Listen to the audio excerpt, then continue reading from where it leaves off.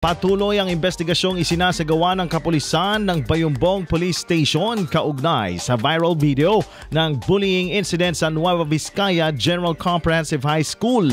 Sa kumakalat ng video, makikita na pinagtutulungan ng isang estudyante kung saan sinabunutan, sinampal at tinadyakan pa ito.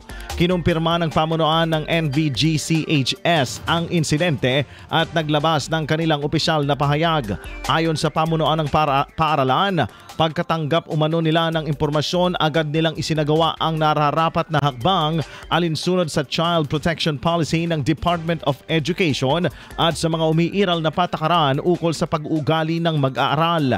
Inimbitahan na rin umano nila ang mga mag-aaral na sangkot kasama ang kanilang mga magulang para sa isang pulong upang talakayin ang insidente at mabigyan sila ng kinakailangang gabay at counseling.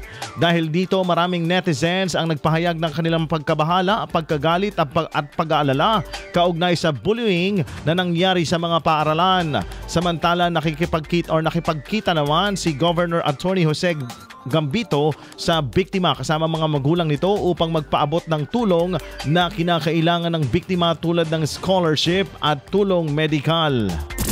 IFM News.